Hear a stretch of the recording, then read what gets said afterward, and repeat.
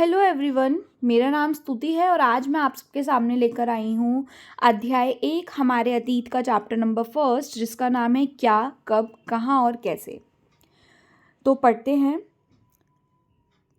अब हमसे वाली बात बताई जा रही है यहाँ पे कि कैसे पता लगाएं कि कल क्या हुआ था। ठीक है, तुम रेडियो सुन सकते हो, टेलीविज़न देख सकते हो, या फिर अखबार पढ़ सकते हो, या फिर हम किस तरीके से पिछले साल क्या हुआ था या अब आने वाले समय में क्या होने वाला है। तो ये सब चीज़ें हम किस माध्यम से जान पाते हैं? ये सब हमारा इतिहास होता है। ठीक है, जो हमारा बीता हुआ कल जो है वो सारा क्या होता है? हमारा इतिहास होता है, एक तरीके से जिसको आप पास्ट भी बोलते हो। ठीक है, अब है हमारा अतीत के बारे में हम क्या जान सकते हैं। जैसे जो लोग हैं वो क्या खाते थे, कैसे कपड़े पहनते थे, किस तरीके घरों में रहते थे। ठीक है, शिकारी जो थे वो शिकार किस तरीके से करते थे, और पशुपालक जो थे वो कैसे पशुओं को पालते थे, कृषक जो थे कृषि कैसे करते थे, यानी खेती, फार्मर्स जो होते हैं ना वो किस तरीके से कृषि किया करते थे, कैसे इन सब चीज़ों की शुरुआत हुई।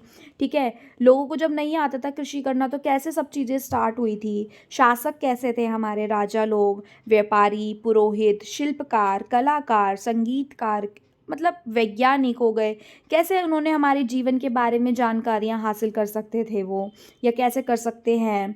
ठीक है, यही हम यहाँ पे पता लगाएंगे कि कैसे कैसे सब चीज़ें थी।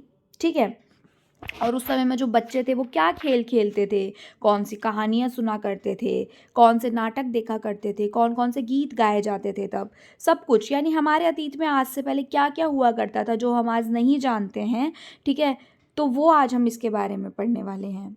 अब लोग कहाँ रहते थे? सबसे पहला यहाँ पे प्रश्न उठता है कि लोग कहाँ रहते थे।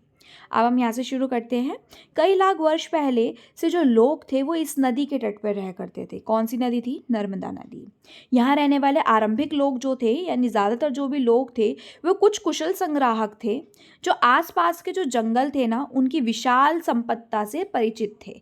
यानी वो जानते थे कि यहाँ के आसपास के जो भी जंगल हैं, उनकी जो विशाल सब चीज़ें वहाँ पे हैं, पेड़ वेड़, उनके बारे में बहुत ही अच्छे तरीके से वे जानते थे।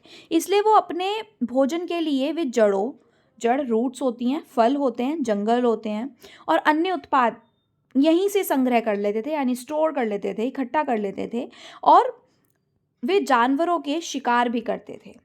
एक तो पता चला जंगलों की साइड जो रहते थे, जंगलों की साइड क्या था, वो वहाँ के सब चीज़ों से परिचित थे, वो सब चीज़ें जानते थे। तो वहाँ से जड़ हो गई, फल हो गए, फूल हो गए, ठीक है, जो भी चीज़ें हो गई जो हमें पौधों से मिलती हैं, पेड़ों से मिलती हैं, वो अच्छे से जानते थे, और साथ में वो शिकार करना भी जानते थे। अब हम देखेंगे उत्तर पश्चिम की जो सुलेमान और किरथार पहाड़ियाँ थी, वहाँ के बारे में अगर हम पता लगाते हैं तो इस क्षेत्र में कुछ ऐसे भी जगहें हैं जो क्या करती हैं, जो लगभग 8,000 वर्ष पूर्व हैं, और स्त्री पुरुष यानी नॉर्मल फीमेल और मेल दोनों ही लोगों ने सबसे पहले गेहूं और जौ की जैसी फसल उगाई है। अब आपको यहाँ पे पता होना चाहिए, यहाँ पे क्वेश्चन बनता है कि सबसे पहले खेती किस चीज़ की होनी शुरू हुई थी, तो सबसे पहले जौ की खेती होनी शुरू हुई थी। ठीक है, गेहूं की और जौ की। तो जैसी फसलों का उपजाना क्या करा उन्होंने, आरंभ किया। सबसे पहले जौ और गेहूं की खेती करना शुरू किया उन्होंने। भेड़, बकरी और गाय, बैल जैसी जो भी पशु थे उनको पालतू जानवर बनाना शुरू किया, क्योंकि वहाँ पे उनको खेती के लिए इन चीज़ों की ज़रूरत होती थी। लोग क्या थे? लोग गाँव में रहते थे। अब उत्तर पूर्व में गारो और मध्य भारत में विंध्या पहाड़ी जो थी, वहाँ के बारे में पता लगाते हैं। तो ये कुछ अन्य ऐसे क्षेत्र थे जहाँ कृषि का विकास हुआ। यानी ये जो पहाड़ियाँ थी, ये ऐसी जगह थी जहाँ पे और ज़्यादा विकास हुआ। वहाँ पे लोगों ने क्या करा, वहाँ सबसे पहले लोगों ने चावल उपजाया। ठीक है, सबसे पहले वहाँ चावल उपजाना शुरू करा, और इस स्थान पर विंध्य के उत्तर में स्थित थे। और ये जो स्थान था ये कहाँ था? विंध्य के ऊपर में स्थित था। अच्छा, आप जो ये मानचित्र देख पा रहे हैं, उपमहाद्वीप का प्राकृत मानचित्र, इसमें जितनी भी नीली नीली रेखाएं आपको दिख रही हैं, ये सारी हमारी नदियाँ हैं। ठीक है, अब आते हैं सिंधु तथा उसकी सहायक नदियों के बारे में पता लगाते हैं। सहायक नदियाँ उनको कहते हैं जो एक तरीके से साथी होती हैं। ठीक है, उनसे निकलने वाली सहायक नदियाँ। अब एक बड़ी नदी मिल जाती है, और उसमें से लगभग 4,700 वर्ष पूर्व इन्हीं नदियों के किनारे कुछ आरंभिक नगर फले फूले। यानी ये जो नदियाँ थी ना, इनके आरंभिक नगर जो थे वो फले फूले यानी अच्छे से बढ़े।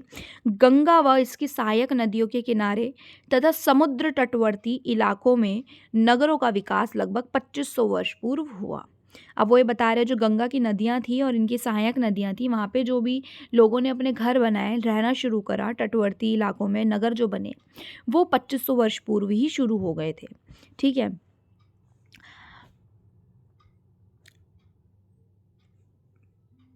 आगे आते हैं, गंगा तथा इसकी सहायक नदी सोन का पता लगाओ। अब वो कह रहे हैं जो गंगा है और उसकी सहायक नदी सोन है, उनके बारे में पता लगाते हैं। गंगा के दक्षिण में इन नदियों के आसपास का क्षेत्र प्राचीन काल में मगध, वर्तमान बिहार में नाम से जाना जाता था। यानी दक्षिण जो गंगा है उसके दक्षिण में नदियों के आसपास जो क्षेत्र है वो प्राचीन काल में यानी पुराने समय में मगध के नाम से जाना जाता था, लेकिन अभी के समय में वर्तमान में आप उसको बिहार के नाम से जानते हैं।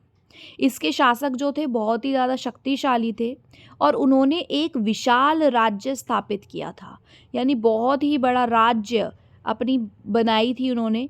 देश के अन्य हिस्सों में भी ऐसे राज्यों की स्थापना की गई थी, यानी ऐसे और भी अनेक अनेक देश थे जहाँ पे क्या करा गया था, काफ़ी सारे हिस्से बनाए थे जिसमें राज्यों की स्थापना हुई थी। लोगों ने सदैव उपमहाद्वीप के एक हिस्से के दूसरे हिस्से तक यात्रा की है। लोगों का पहले ये काम होता था कि एक जगह से दूसरी जगह पर क्या करना, यात्राएं करना। कभी कभी हिमालय जैसे ऊंचे पर्वतों पर जाना, पहाड़ियों पर जाना, रेगिस्तान में जाना। ठीक है। नदियों समुद्रों के कारण यात्रा जोखिम भरी होती थी, फिर भी वे यात्रा उनके लिए असंभव नहीं थी, यानी यात्रा तो उन्हें करनी है।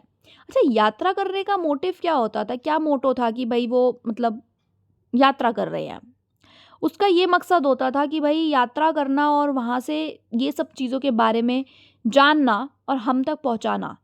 आज हम तक पहुँच ही इसलिए पाई है क्योंकि इतने सारे लोगों ने यात्राएं करी और उसके बारे में उन्होंने पता लगाया, और आज वो इतिहास हमारे अतीत जो आज हम बुक पढ़ रहे हैं इसमें लिखी गई है ना। अब तो जो लोग थे यात्राएं इसलिए भी करते थे क्योंकि लोगों को काम की तलाश होती थी कि क्या काम किया जाए। तो कभी कभी प्राकृतिक आपदाएं जो होती थी, भाई आपदाएं आ जाती हैं, उसके कारण एक स्थान से दूसरे स्थान पर भी जाना पड़ता था। कभी कभी काम के लिए भी जाते थे, कभी कभी सेनाएं दूसरे क्षेत्रों पर जाती थी विजय हासिल करने। ठीक है। कहीं कहीं पर क्या होता था कि व्यापारी कभी काफिले में तो कभी जहाज़ों में अपने साथ मूल्यवान वस्तु लेकर भी जाते थे, यानी मूल्यवान मतलब अच्छे पैसे वैसे वाली जो चीज़ें होती थी उनको लेकर जाते थे ताकि वो सुरक्षित जा सके दूसरे स्थान पर। धार्मिक गुरु जो होते थे वो शिक्षा देने के लिए, सलाह देने के लिए एक गांव से दूसरे गांव जाते थे। ठीक है। एक कस्बे से दूसरे कस्बे जाया करते थे। जो लोग थे कहीं कहीं पे रोचक स्थानों की खोज में जाया करते थे, जैसे मैंने अभी आपको बताया कि वहाँ की यात्रा के बारे में क्या चीज़ें थी। इन सभी यात्राओं से लोगों को एक दूसरे के विचारों को जानने का अवसर मिलता था। अब आज जो लोग हैं वो यात्राएं क्यों करते हैं? तो जो पहाड़ियाँ हैं, पर्वत हैं, समुद्र है, इस उपमहाद्वीप की प्राकृतिक सीमा का निर्माण करती है। ठीक है। अब जो लोग हैं ना, उनके लिए सीमाओं को पार करना आसान नहीं था पहले, क्योंकि उन जिन्होंने ऐसा चाहा वे ऐसा कर सके, वे पर्वतों के ऊंचाई को छू सके तथा गहरे समुद्रों को भी पार कर सके। लेकिन जो उपमहाद्वीप के बाहर से जो कुछ लोग आए, यहाँ आए ना, तो उन्हीं क्या होता था वो यहीं बस गए। जो उपमहाद्वीप से लोग यहाँ आए वो क्या करे, वो यहीं बस गए, यहीं रहने लगे। अब लोगों के इस आवागमन से यानी आना जाना जो उन लोगों का चलता था, उससे हमारी संस्कृति परंपराओं को समृद्ध किया, क्योंकि कई सौ वर्ष के जो लोग थे वो पत्थरों को तराशने, संगीत रचने, यहाँ तक कि भोजन बनाने के नए तरीके के बारे में एक दूसरे के विचारों को अपनाते रहे। ठीक है। अब नेक्स्ट जो टॉपिक है हमारा देश के नाम, इस टॉपिक को हम अपनी नेक्स्ट वीडियो के पार्ट में कंप्लीट